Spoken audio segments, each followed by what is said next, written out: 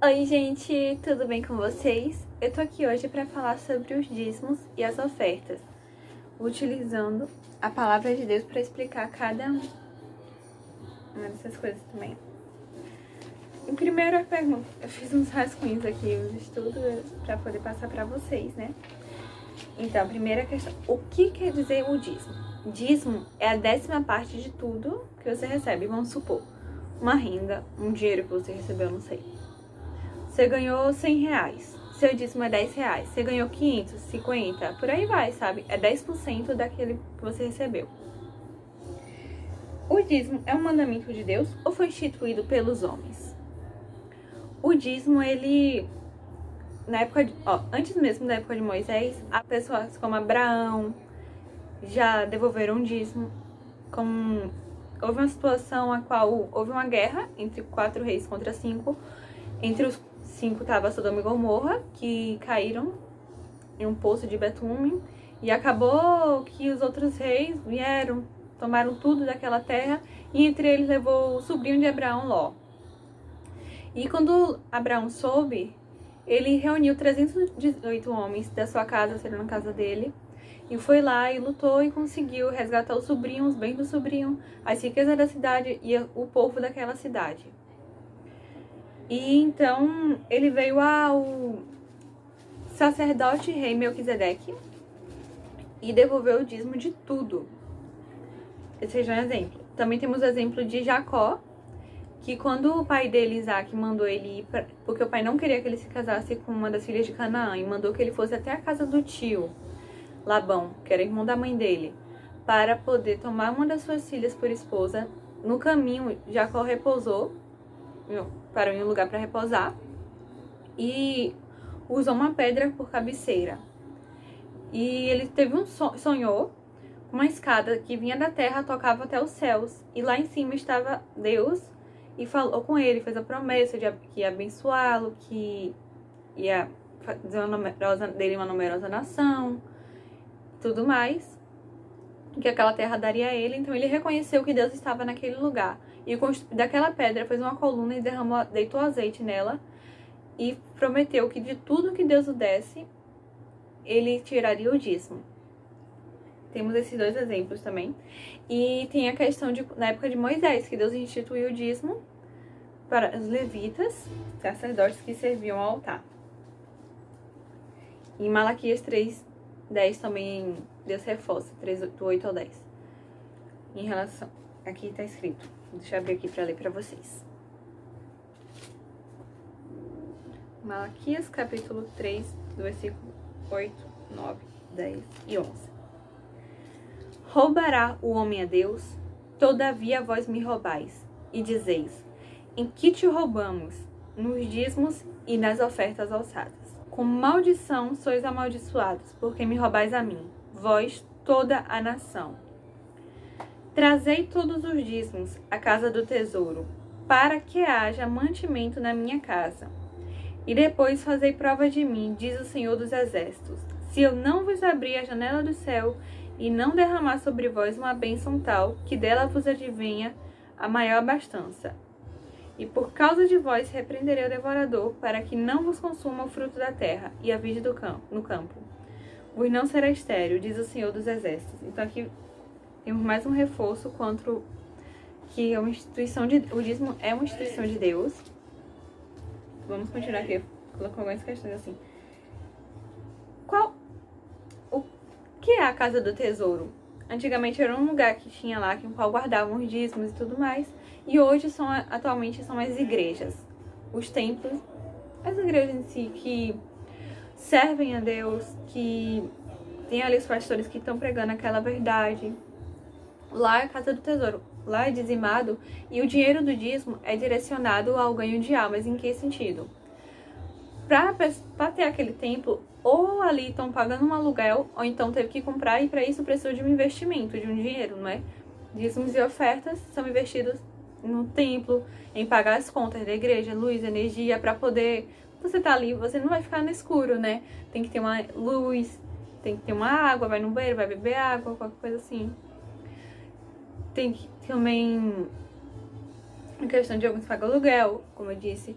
Tem programas de televisão que são para levar a palavra para aquelas pessoas, porque nem todo mundo vai à igreja e conhece Jesus através de um programa de TV, estão passando por uma situação difícil, ou então por um programa até de rádio, rede social, o que for. Então, outra questão aqui. Não dar o dízimo e a oferta é roubar a Deus? Sim. E você vê que uma coisa liga a outra. O dízimo, tecnicamente, também se torna um mandamento, pois lá em Êxodo 20, versículo 15, está escrito: não furtarás. E você vê como isso liga. Porque se Deus falou aqui em Malaquias 3:8, roubará o homem a Deus, todavia vós me roubais, e dizeis em que te roubamos? Nos dízimos e nas ofertas alçadas. Ou seja, está roubando a Deus e está descumprindo um dos mandamentos do Senhor. Vai vendo como uma coisa liga a outra na palavra de Deus.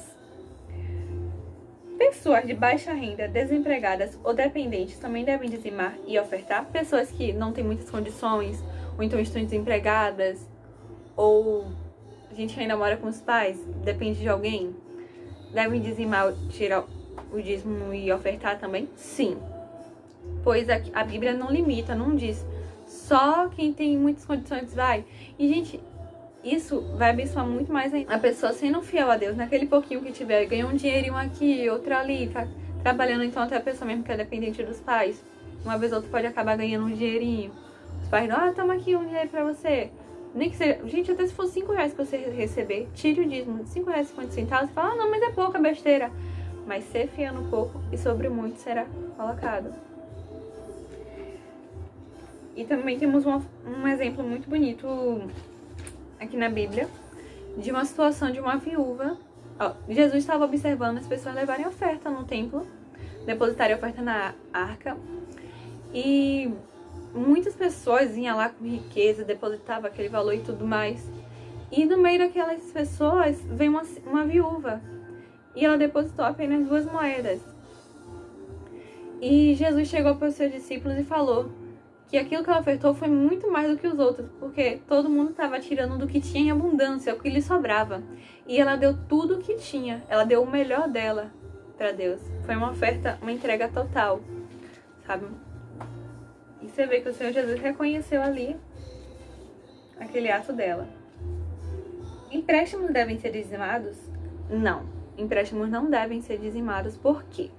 Porque esse dinheiro que você pegou em empréstimo, ele não é seu, é de outra pessoa. Agora, quando você recebeu o seu dinheiro, vamos supor, você trabalhou e teve... Antes de você pagar aquela pessoa, você tira o valor do seu dízimo e paga a pessoa o que você está devendo. Vamos agora para um assunto que é um pouco crítico entre as pessoas, digamos assim. Tem gente que fala em relação à questão... Porque tem pastores, esposas, que estão totalmente ali entregues no altar. Não tem um trabalho por fora. Se escolheu abandonar tudo, suas rendas, família e tudo, para servir a Deus no altar e ganhar almas. Então, essas pessoas recebem uma ajuda de custo, para poder se manter, comprar alimentos, essas coisas. É o básico para poder se alimentar e tudo mais. Sim. Aí e tem gente que pode até acabar discordando, mas a gente vê na época os levitas, na época de Moisés, tinham direito de comer, porque antigamente, hoje em dia, o dízimo é o dinheiro, essas coisas, né? Antigamente tinha o valor, o dinheiro, ouro, prata, e também os alimentos eram muito valiosos e eram dizimados também. E dos alimentos, os levitas também podiam usufruir dos dízimos, das ofertas. E também no Novo Testamento, o apóstolo Paulo falou em 1 Coríntios capítulo 9, versículo 13. Não sabeis vós que os que administram o que é sagrado comem do que é do templo? E que os que de contínuo estão junto ao altar participam do altar? Ou seja, quem serve o altar, do altar tira o seu sustento. É isso. Agora, muitos versículos aqui que eu citei, acho até citar mais um, lá em Provérbios, mais 2 no caso. Provérbios capítulo 3, versículos 9 e 10. Honra ao Senhor com a tua fazenda. Fazendas são bens. E com as primícias de toda a tua renda. E se encherão os teus celeiros abundantemente. E transbordarão de mosto os teus lagares. Então vamos ter aqui em Provérbios a questão da importância de honrarmos a Deus. E também, gente, uma coisa que eu falo pra vocês, o dízimo. Busque dar suas primícias. O que é primícias? A primeira parte. Você, além do 10%, busque tirar também a primeira parte. Você recebeu um dinheiro, antes de fazer o que for fazer, você até, se precisar de trocar, você destroca, vai no lugar, antes de comprar qualquer coisa, pagar qualquer conta, você tira o dízimo. E depois você faz o que você tiver que fazer. Sim, o dízimo é 10%, mas e as ofertas? Quanto são? A oferta deve ser dada de maneira voluntária. Você não tem um valor pré-determinado, você escolhe o valor, mas o mais importante não é o valor, é a qualidade da sua oferta. Nós devemos sempre buscar dar o nosso melhor a Deus quando formos ofertar, e ofertar sempre com alegria, não com tristeza, com amor, e ter a certeza de que aquilo é para obra de Deus, para poder a palavra, o evangelho ser propagado. A oferta deve ser dado sempre o nosso melhor. E uma coisa que também que o Senhor Jesus falou, se você for levar sua oferta diante do altar e você se lembra que seu irmão não quer dizer só a pessoa que é do seu sangue, seu irmão, alguém tem algo contra você, deixe a sua oferta diante do altar e busque primeiro se reconciliar com aquela pessoa. Depois volte e apresente a sua oferta. Porque, gente, a oferta, Deus olha para a qualidade daquela oferta, mas também Deus vai olhar o seu coração. Porque Deus não foca o dinheiro. Deus não precisa de dinheiro, mas o dinheiro sim é importante para a obra, para poder manter a obra de Deus. O evangelho continua sendo pregado. Mas a questão é que Deus também vai olhar o ofertante, a pessoa que está apresentando aquela oferta. Lembra de Abel e Caim? Deus atentou para Abel e para a sua oferta, mas para Caim e para a sua oferta ele não se atentou. Então vamos buscar dar uma oferta boa, justa ao Senhor, não focando em quantidade, mas sim na qualidade, dar com amor. E também vamos buscar ser a oferta viva de Deus. Então é isso. E agora, quanto ao Novo Testamento, que muita gente fala, não, mas o dízimo foi instituído no Velho Testamento. Jesus abominou o dízimo. Aonde que você viu isso? Vamos lá em Mateus 23, versículo 23 também. Jesus falou aos escribas e fariseus. Os escribas eram as pessoas que dominavam a arte da escrita. E eles tinham a função de escrever, registros numéricos, redigir leis, copiar e tal. E por isso eles tinham um pouco mais de destaque. E os fariseus eram um grupo religioso que eram opositores dos saduceus e também buscaram muitos conflitos contra o Senhor Jesus. Aí sim, o Senhor Jesus falou: ai de vós, escribas e fariseus, hipócritas, pois que dizimais a hortelã, o endro e o cominho, e desprezais o mais importante da lei, o juízo, a misericórdia e a fé. Deveis, porém, fazer estas coisas e não omitir aquelas. Sabe, eu já ouvi pessoas distorcerem esse versículo. Dizer que Jesus falou, porque eles eram hipócritas que dizimavam. Não.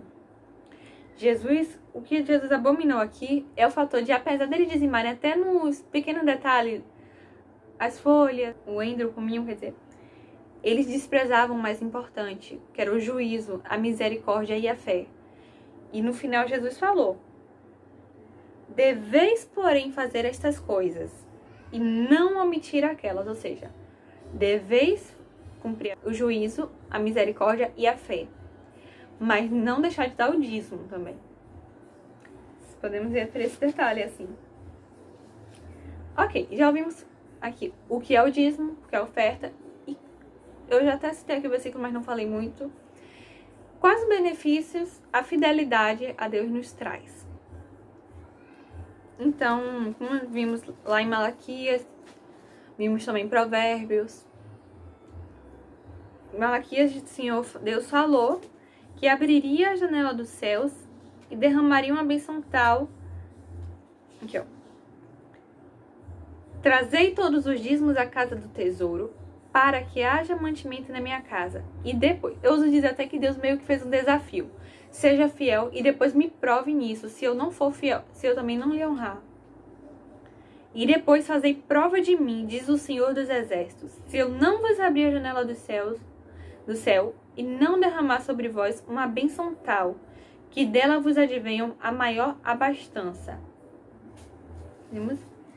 O dízimo, além de ajudar na obra de Deus, a nossa fidelidade, mas não por interesse, gente. Vamos ser fiel a Deus e buscar, viver uma vida de obediência a Ele. E por conta disso, por conta da fidelidade, por causa de vós, repreenderei o devorador, para que não vos consuma o fruto da terra e a vide no campo. Vos não será estéril, diz o Senhor dos Exércitos. Muitas pessoas falam, pô, tô trabalhando tanto, e o dinheiro parece que some, eu não sei como é que acaba assim. Mas às vezes a pessoa não percebe que a falta da fidelidade a Deus dá espaço para o mal. Porque eu não digo assim, Deus manda a maldição para a pessoa, mas eu creio assim, existe Deus e existe o mal, o diabo e o inferno.